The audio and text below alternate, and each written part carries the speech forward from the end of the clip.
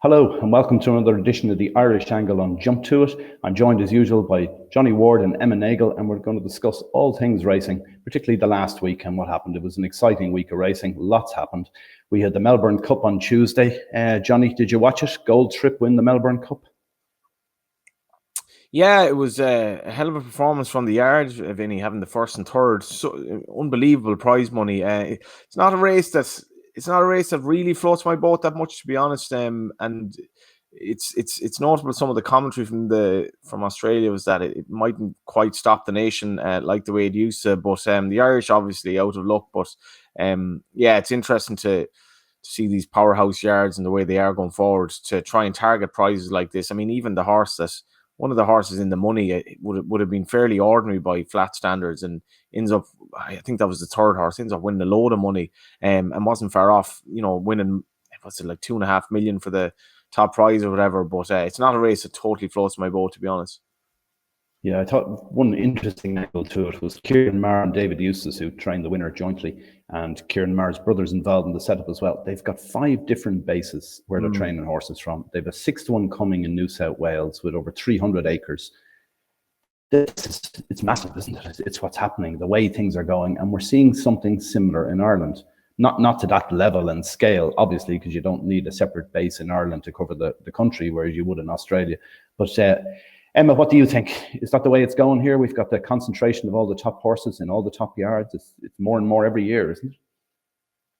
Yeah, it seems to be the way things are going now. Like, if you think about it, like going into most of the big races, you're thinking most of the fancied horses will be coming from 3 or 4 different stables, and it's hard to think of many horses outside of the top 3 or 4 that would be competing in kind of the top races. Maybe the likes of Hewick, maybe be kind of the ones that are coming through from the smaller yards. But it's definitely the way it's going. Like at the moment, like myself and Johnny were down at the Willie Mullins Media Day there last week or the week before, and just the strength of his stable is just incredible. Like there was lots of 50 horses going out, and in every lot there was just numerous stars and the horses you'd recognize who'd be probably the top star in any other stable, but he's just one of another in Willie's. So it's just the way it's going, and it's incredible to see it in a yard like Willie's. But it just seems to be the way it's going at the moment, isn't it?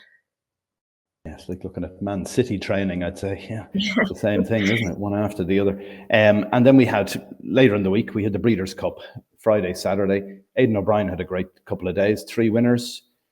He's still the number 1 man, Johnny, isn't he? Yeah, this left me a little bit underwhelmed. I don't know what you thought, because like the horses he won with, I think it was more... Maybe with Meditate, she had looked exceptionally good, albeit you'd have to say her limitations seem to be manifest the last couple of starts. Like the Saxon Warrior 2-year-old, I mean, he wouldn't register on the map here in terms of juveniles. And obviously, Tuesday, I think she essentially showed her toughness to be able to withstand the schedule that she's had. And she raced a bit like that as well, where she just was very kind of strong at the finish.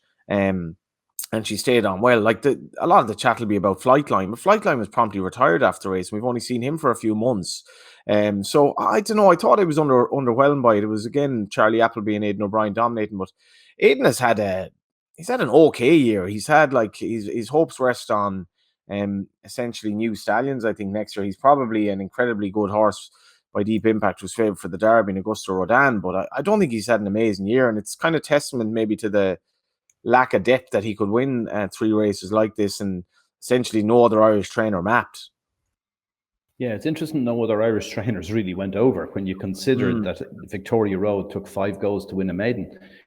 Yeah, you'd have to say there's plenty of 2-year-olds that would be superior to that, at least on ratings at home, on what we've seen so far in the season from other yards.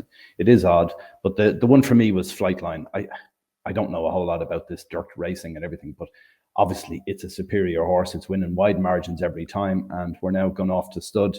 Only had 6 races and won all 6, but it's now looking like it could earn as much as $40 million in the first season at stud. That's some money, Em, isn't it? You couldn't replicate that on the racetrack. There's no way a horse could ever win that sort of money on a racetrack, and yet you can make it in one season at stud. Yeah, I mean, it's kind of hard to blame connections for retiring a horse when that kind of money is at the tip of your fingers like that. But I think it kind of spoke to how much of a superstar he was. There was a great clip of Aidan O'Brien going down to the pre-parade ring to get a glimpse of Flightline going past. Like, did someone like Aidan O'Brien, who's seen kind of all the stars, and he just wanted to get a glimpse of this horse, kind of just showed how big a name he is. And like, God, he was impressive. Like, I'm kind of the same as you. I wouldn't be big into the dirt racing, but he'd take your breath away, wouldn't he? Yeah, and he never raced at 2 either. He had an injury. He had a couple of injuries throughout his career. He even started his 3-year-old career very late. Only the 6 runs, but 40 million is some money.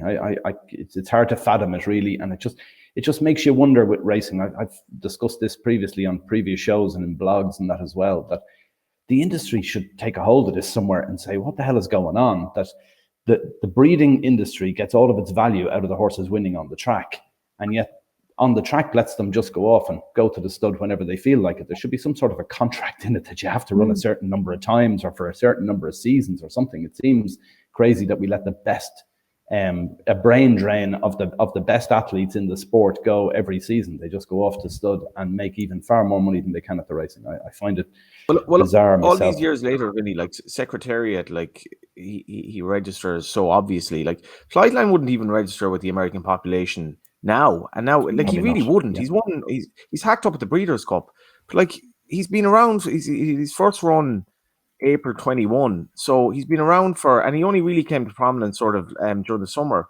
So like he doesn't. The American racing's in a strange position going forward anyway. Like, and I do even sometimes look at results and wonder about racing in general over there. But in order for Flightline to have a place in the pantheon of the greats, surely he needs to be racing for longer than 6 runs.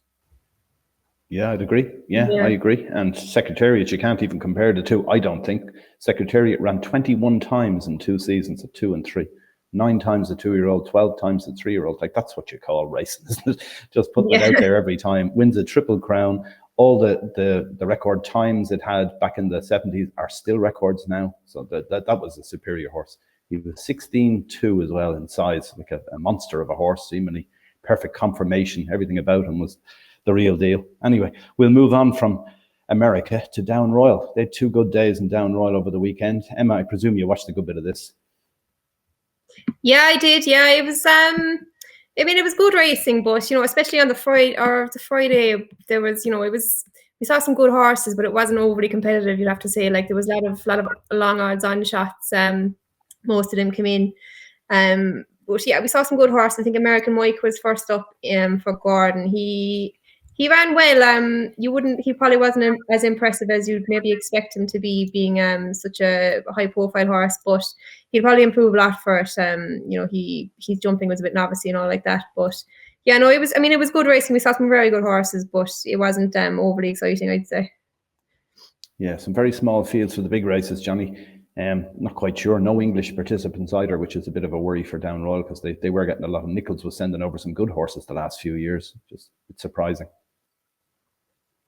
Well, I mean, Paul Nichols' record in both of the big races was, particularly the race for sort of the second season chases, has been incredibly good, and it looked like Frodon was going to come over. And as much as the Frodon stuff, I've kind of nearly had my fill of it at this stage. Frodon would have definitely added to the race, and the whole Bryony thing, having won the race last year, and Paul Nichols coming over.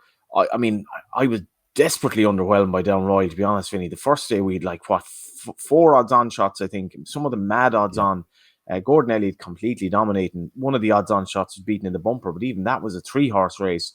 And then the almost inevitable withdrawal of one of the big 2 in the 4-year-old race rendered that a complete like a total, run-of-the-mill event that you wouldn't even be bothered about watching. Obviously, the big race was good. I think Envoy Lane coming back was the big talking point. But the grades 2 on Saturday was underwhelming as well. I don't know what the answer to this is. British horses, obviously, maybe they feel that the depth isn't there and they have a lot of small fields at home. But this, for me, was one of the most disappointing Down Royals I remember anyway, for all that we saw some good horses.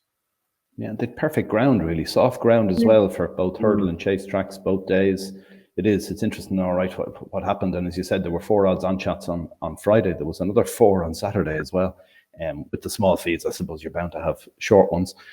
Then we went on to Sunday. We had the end of the flat. That was the first thing in Naas. Again, somewhat underwhelming, I would have thought, just most of the decisions about who was going to be champions and all the different categories were sorted out in advance of that. Particularly the big one was the Jockeys Championship, which had been a cracking battle all season with Billy Lee and Colin Keane. But unfortunately, Billy Lee found out during the week that his appeal was unsuccessful against a 6-day suspension. So he missed the last couple of days. And Colin Keane won somewhat by default in the end, I suppose. He probably would have won anyway. But what did you make of that? Emma, did you take much interest in the flat? Not particularly, I think. It kind of petered out a bit quietly in the end, and I think Billy Lee being suspended kind of took a lot away from it. It was kind of bringing kind of an interesting conclusion to it. But look, I suppose there's people complaining about the ban being upheld, but I suppose the rules are the rules. They couldn't just bend it for the sake of a bit of excitement like that. But yeah, no, it definitely took away from it. It would have been lovely to see Billy get the championship, but no, it kind of petered out kind of quietly for me, apart from maybe the bit of drama in America over the weekend. So I didn't take much interest in the flat now. Yeah, one interesting thing I just noted, I put it in the blog there today, is the fact that you'd Aidan O'Brien and Joseph O'Brien trained more than twice the winners of anyone else, basically. They each had over 100 winners in the season. The nearest to them was Ger Lyons with 50 odd. So nearly double the amount of anyone else, each of them. And yet none of their jockeys were in the top 3 in the championship. You'd Colin Keane beats Billy Lee and Shane Foley in third. It's interesting that there's obviously it's a plan within each of those main yards to share out the winners amongst people. But you'd have to think if Dylan Brown McMonigal, for example, was to get the majority of Joseph's rides next season, he'd be a shoo-in, wouldn't he, to be champion jockey. It's an interesting setup the way it's gone. What do you think, Johnny? Yeah, like I interviewed Dylan at the Curragh lately, and he's just a very impressive young man, and he's I think he's going to go a long way. The Ballydoyle situation is probably more of a sharing the spoils a bit now. I've found this with jockey bookings, that the Wayne Lord and Shamie Heffernan angle, I mean, you don't really know which of them is on if there even is a better horse. So they've obviously split it up, and then Ryan Moore comes over as well. Dylan's going to be very hot property. I think he's really, really good. I think we've we seem to say this every year, but there are some outstanding young riders at the moment. I think Jamie Powell has done exceptionally well. Dylan is further down the road and he's come through the pony circuit, but how Joseph manages that'll be interesting, because Joseph has quite a few jockeys. Declan McDonough, obviously Shane Cross, Dylan, and sort of 2 or 3 others as well that take rides there. The Cheegies and so on. So it's going to be interesting going forward. I think Dylan he's 19 now, I think. So he's he mightn't even be that. He's only 19, isn't it? Yeah, he may not even be that. He's a long kind of long road ahead going forward. What are his ambitions? It'll be interesting to see what Joseph does. The flat season did peter out a bit, Vinny, and I was at the Curragh, as I said last week, and there was a desperately small crowd, and it was interesting that Willie Mullen spoke at the stable visit there last week about the 35-minute gaps and that. But in terms of getting people racing, I was at Thurles the other day. The betting ring was absolutely dead. We've serious challenges going forward in this regard. Yeah, I'm not sure 35 minutes really makes a whole lot of difference personally. I don't know. If you're out on a day out at the races, having a few drinks and a bite to eat or whatever, certainly if you're at a corporate type do, the races seem to come along very quickly when you're not concentrating on them. Oh, there's another one starting now. So I don't think 35 minutes is that big an issue. And I know that there's a lot of logistical reasons why you need to have gaps of at least a half an hour. Particularly if jockeys are riding in the following race, they have to weigh in, and there's change of colours, all the different things that go on. It's probably not feasible to get the racing coming any quicker than 30 minutes. So what's the point in the 5 minutes? Doesn't make a whole lot of difference. To me anyway, I don't think so. The other thing, just looking at the racing again last week, we had Sunday in Cork with the Cork National, and Captain Kangaroo winning for the aforementioned Willie Mullins with Kieran Callaghan. Now, I don't know much about this guy, but Willie was singing his praises when he won. Emma, did you watch the race? Yeah, Captain Kangaroo, he was fierce impressive, wasn't he? I think got bottom weight, but he jumped like a buck the whole way around, and he actually looked to be kind of slightly keen going the whole way. So it was fierce impressive seeing him coming to the end of such a long distance chase, and he jumped the last like a buck. And yeah, he was very impressive, and he's probably a good staying chaser for Willie for the season. He's a horse probably best known for beating Kilcut. I think that he beat him in his first bumper in Clonmel, kind of upset the cart there. But no, he was desperately impressive on very soft ground. And yeah, I think Willie speaks very highly of Kieran Callaghan. I don't know a whole pile about him myself, but I just remember back in Cork a few months ago, Willie, I think there was a change of jockey and Paul couldn't ride the horse for some reason, and Willie wanted Kieran to ride it. Yeah, Stratham, yeah, and but the stewards wouldn't allow it. But Willie withdrew the horse in the end anyway. He said Kieran was as good as any of them. But so he obviously has how he prays for the jockey. So he's probably a jockey to look for in the future. Yeah. Yeah, good stuff. Yeah, I'd never seen anything like the overjump it did at the last 3.5 miles in bottomless heavy ground, and yet it pings the last. Operation Houdini and Alakadu. Yeah, you had to bring it up. Funny enough, yeah. Houdini finished second in the race subsequently, and I remember that day he was beaten by Streets of Gold, and I was like, how do you get a horse by Sadler as well as winning the Cork National on this sort of ground? But like Captain Kangaroo's by Master Craftsman. Yeah. And I couldn't get over his stamina for, maybe there's something about the Cork National. Maybe it's not the absolute slog of other sort of similar races, but sometimes these flat red horses win it. And he actually wasn't, he was sent off 11-1 in an ordinary race. I think he probably drifted on the base that people probably thought he's not going to stay 3.5 miles in that type of ground, but not a bother on him. And Kieran is definitely going places for sure. Yeah, good stuff, yeah. And then we had one other incident during the week was Shark Hanlon. When he got Hewick back from America, he brought him to a pub. Would you have done the same, Johnny? I mean, like the people giving out about this, they need to have a hard look at themselves. This was great for racing, like the amount of people chatting to me about it. And it's a bit of a Paddy Irish type gimmicky thing, but seriously, get a life. There's a bit of crack, like Arkle, apparently Arkle had a Guinness every day and it did him no harm. Yeah. I used to have a Guinness every day before I went to Spain. Haven't had one in weeks. I'm coming home on Thursday and can't wait for a pint of Guinness myself. There you go. Hewick didn't seem to enjoy it. He spat most of it out, but there you go. Sure, it's only his first one. Maybe by the time Shark gets him winning Gold Cups and Grand Nationals, he'd be used to the Guinness at that stage. He'd have been in every pub in Ireland, I'd say, by the time Shark is finished with him. I think they were at the Dogs last night, weren't they? He probably had a few there as well. Probably did, yeah. So the other thing is we're gonna pick a horse each from the last week that took our fancy, something that might win again going forward. So hopefully we can point you in the right direction. Emma, what's your one for next or from last week that you think might win again? I think there was a pretty good maiden hurdle in Cork yesterday, the first race. Willie had a very fancy horse, Lot of Joy, who was good in the flat. But Gavin Cromwell had a first-time out horse, a homebred of JP McManus. I know the way you're thinking. I just thought he was very impressive because, Willie's horse was a very good mare and he just seemed to pick up very well first time out. He was a bit green, but he'd probably come on a lot. I think Mark Walsh spoke pretty highly of him afterwards. He's related to a few good horses, and Mark seemed to think he might be the best of the pedigrees. So yeah, he's probably an exciting one to follow, I'd say. Very good. And Johnny, have you one for us? I could have given the same one, but I'm going to go with another McManus runner. Like when I'm doing the spotlights in the race post these days, the amount of McManus horses who are bred by Walk in the Park just seems to be popping up a lot now. And this is the latest one, but normally they're extremely slow for some reason to come to hand. And it's like it takes them about 5 or 6 runs to even win a race. And that's in a handicap. This horse was sent off 7-2 without having any experience, which is obviously very unusual. That family as well, that Gavin has done so well with for JP, they've needed time. I mean, remember the gamble on Like the Way You're Thinking in Galway? The fact that this horse could do it first time out and beat a very good mare who jumped well in second. But I'm going to go with Cougar. I laid this horse in Running It Down Royal. I thought he was far too keen. Now, the second favourite absolutely bombed for Gordon Elliott. But if you look at this horse, we mentioned Deep Impact earlier. He was able to run roughly to 95 on the flat at the Curragh over 1.2 miles. Prior to that, though, he stayed 1.5 miles well. And the ground at Down Royal on soft ground, he basically pulled the whole way. And he pulled his way to the front way earlier than Mark Walsh expected. I think this horse, the fact that he's essentially 95-ish on the flat, I think he's 92 on the flat, he jumps hurdles very well. He's immediately a contender for the Triumph Hurdle because he's able to translate his flat form to hurdles. He's more to come on better ground. Really, really slick. I think he's loads of ability, Cougar.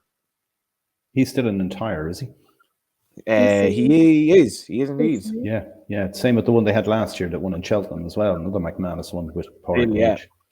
Yeah, so interesting that you'd wonder, is there improvement in those horses if they geld them? That's the other side of it too. But we'll wait and see what happens with Cougar. For me, I'm going to go for Karen Funnock of Stuart Crawford's, won the bumper up in the north. Only a 3-runner bumper, as we said, but I think it'd be a very good horse. There's Better Days Ahead. There's lots of talk about Emma. You know a little bit about Better Days Ahead, don't you? The one that finished second. Yeah, we actually bred him. I actually rode his sister on a bumper. She ran away with me in Gorham Park, and Barry O'Neill got up on her next time, and he won on her. So I hold on to that one if he's a good horse. But yeah, no, it was definitely a good bumper. I think even for a 3-runner race, Crawford's think a lot of that horse. But I think if Jamie Cobb could do it again, he'd go a lot harder on Better Days Ahead. It's a real staying family, and he'd want to go a real hard gallop, I'd say. But he's definitely, I'd say, 2 good horses will come out of that bumper, definitely. Yeah. Yeah, I think you're probably right. Yeah, I know with the Crawfords, they think they've got a very, very good horse, and it's schooling very well, going hurdling next most likely. So be interesting to see how they both get on. But for me, Karen Funnock is one that might slip a little bit under the radar with some people. They'll still think that the second horse is the better horse, but we'll wait and see as what time shows for that. And that's more or less it for this week. Next week, we've got another show, same day. Monday, we'll be looking back at what's going to happen this week, and we've got a big weekend of racing coming up. We've got Naas on Saturday, Fishery Lane Hurdle, the Poplar Square Chase, and the Brown Lad Handicap Hurdle. Navan on Sunday, Liz Mullen Hurdle for Tria Chase. Some real good races. And we've also got the November meeting at Cheltenham with the Paddy Power Gold Cup on Saturday. So some cracking action, all national hunts from now on. So look forward to it, and thanks for joining us, and we'll see you all next week. Thanks, guys.